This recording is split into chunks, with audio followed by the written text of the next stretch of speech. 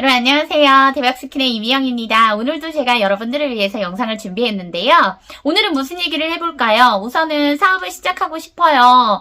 초기 사업자인데 뭘 해야 될지 모르겠어요 하시는 분들이 너무너무 많으신데, 제가 파트너분들과 함께 사업을 한다고 했잖아요. 사업을 진행하다 보니까 정말 아무것도 모르시는 분들도 많더라고요. 사업자 등록증을 내는 것 자체도 모르겠다라고 하시는 분들도 많지만, 사실 코로나 이후로 사업자 등록증을 내는 건 너무너무 쉬워졌습니다.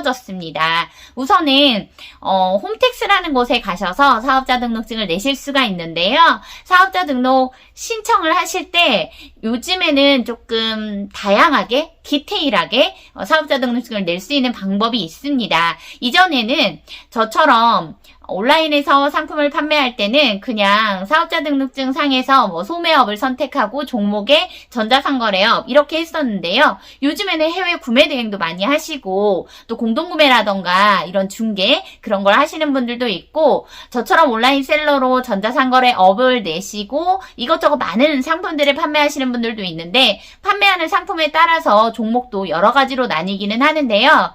여기서 주의할 점, 해외 구매 대행으로만 종목 선택을 하시는 경우에는 국내에서 판매가 어렵습니다. 그렇기 때문에 종목에 해외 구매 대행을 넣고 싶으시면 기본적으로 전자상거래업을 넣으시고, 그 다음에 추가 항목으로 해서 해외 구매 대행을 넣으시는 걸 추천드리겠습니다. 물론 종목은 여러 가지를 넣을 수 있어요. 저 같은 경우에는 일반 가세자다 보니까 종목에 부동산도 넣고 전자상거래업도 넣고 의류업도 넣고 여러 가지 제조라던가 이런 것들도 많이 넣었는데요. 복잡하게 이것저것 다 넣을 필요는 없고 당장 내가 할 것만 넣으시는 게 가장 좋아요. 중요한 건 종목은 언제든지 빼거나 더하거나가 가능합니다. 그래서 추가로 요청하고 수정하는 게 가능하기 때문에 처음부터 복잡하게 이것저것 많이 넣을 필요는 없어요. 하지만 기본적으로 온라인 셀러를 하고 싶다라고 하시면 종목에는 전자상거래업을 꼭 넣으시기를 바랍니다.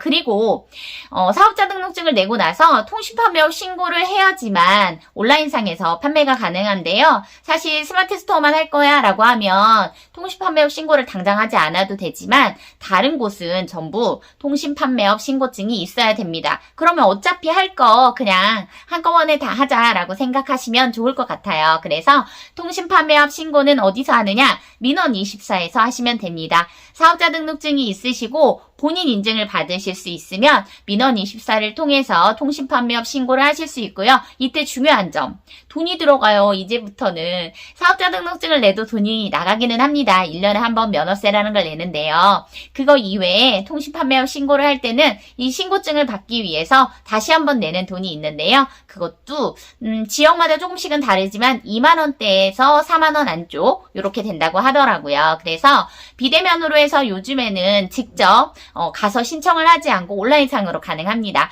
민원24에서 통신판매업 신고라고 검색을 하시고 등록하시면 되고요. 등록한 다음에 신청이 끝나면 3일 정도 지난 후에 담당자한테 문자가 와요. 신고증 접수가 승인이 되었으니 신고증을 찾아가세요 라고 하는데요.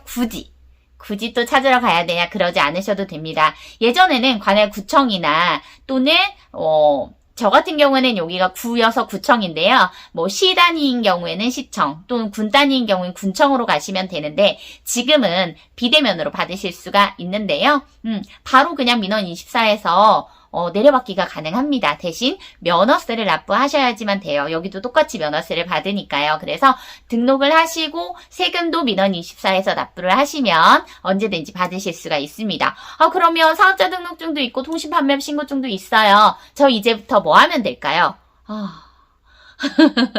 뭐 하면 좋을까요? 사업을 하려고 마음을 먹었죠. 그러면 내가 어디에서 판매를 할 것인가를 생각을 하셔야 됩니다. 대부분의 스마트 스토어를 다 하시죠. 저 같은 경우에는 옥션, 지마켓, 스마트 스토어, 인터파크, 티몬, 쿠팡, 위메프, 롯데온, 멸치 쇼핑, 올웨이즈, 토스, 정말 다양한 플랫폼에서 판매를 진행하고 있는데요. 처음엔 너무 복잡해요, 다 모르겠어요 하시면 쿠팡이나 스마트 스토어 또는 옥션이나 지마켓, 11번가 이렇게 오픈마켓부터 정산이 조금 잘 되는 그런 플랫폼에서 판매를 해보시면 좋을 것 같습니다. 대부분은 스마트 스토어부터 시작을 많이 하세요. 왜냐면 유튜브에 스마트 스토어에 판매하는 방법이라던가 뭐 키워드를 찾는 방법 이런 것들을 많이 알려주거든요. 사실 그래서 쉽게 접근을 했다가 포기하시는 분들이 많습니다. 왜냐면 스마트 스토어는 정말 똑똑하게 사업을 해야지만 가능해요. 저처럼 15년 동안이나 온라인 셀러임에도 불구하고 스마트 스토어를 포기하는 사람도 있으니까요.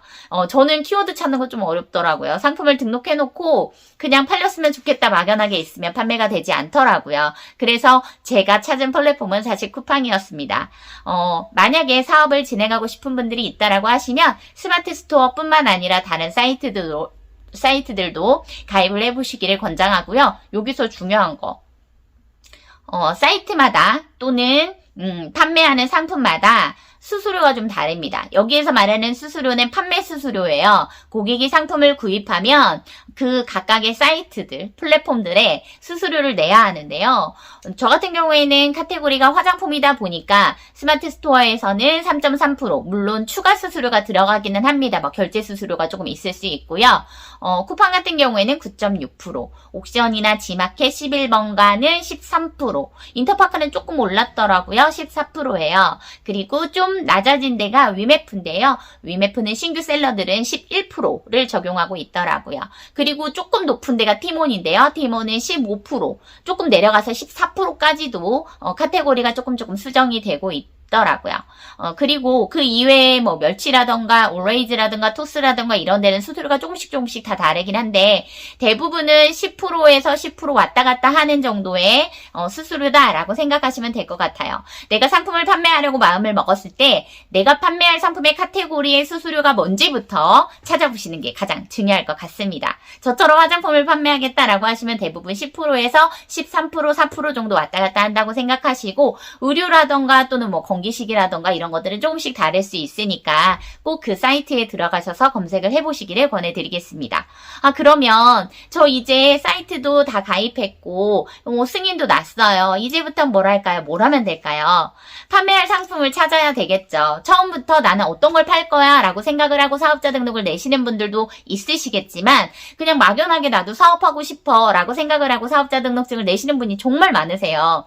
그러다 보니까 요즘은 구매 대행이라던가 뭐 위탁이라던가 도매 사이트에서 상품을 가져와서 그냥 등록하고 판매하는 그런 분들도 정말 많습니다. 이때부터가 좀 멘붕이 올 수도 있어요. 왜냐면 어떤 걸 팔아야 될지 모르니까 이것저것 막 등록을 하거든요. 사실 저하고 함께하고 있는 30명의 파트너 중에서 1년 넘게 정말 열심히 상품 등록을 했지만 주문이 한 건도 없었던 그런 파트너 대표님들도 있으셨습니다. 그리고 저와 함께 만나서 매출이 나오는 걸 보면서 나 1년 동안 뭐 했지?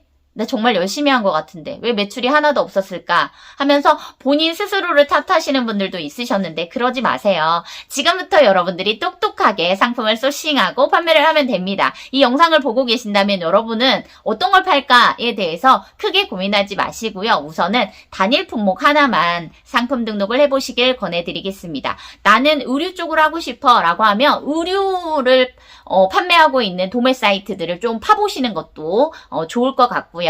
건강기능식품을 하고 싶다라고 하시면 건기식 같은 경우에는 사실 너무나 다양해요. 많고. 하지만 대부분은 건강기능식품은 내가 먹고 싶은 거, 내가 뭔가 먹어보고 효과가 있을 것 같은 그런 걸로 해서 접근을 하시면 좋을 것 같습니다. 저는 화장품으로 했지만 처음 시작할 때는 그냥 비누 한 가지 팔았거든요. 비누 하나가 너무 잘 팔리니까 거기에서 샴푸에서 조금 더 다양한 화장품으로 이렇게 해서 하나씩 아이템을 늘려나갔던 것 같아요. 물론 처음에 시작할 때는 돈이 없으니까 자본금 50만 원 가지고 뭘 얼마나 많이 했겠습니까마는 처음부터 차근차근 단계를 밟아가면서 시작해야 되겠다라고 생각을 하시는 분들은 아이템을 플랫폼을 딱 하나만 선택을 해서 그것만 집중적으로 공략을 하시면 좋을 것 같습니다. 저와 함께 하시면 기본적으로 화장품을 제공해드립니다. 네, 어느 정도 카테고리도 다 정리가 되어 있는 상품들, 굳이 제가 소싱을 다 해놓은 걸 그냥 떠먹여 드리는데요.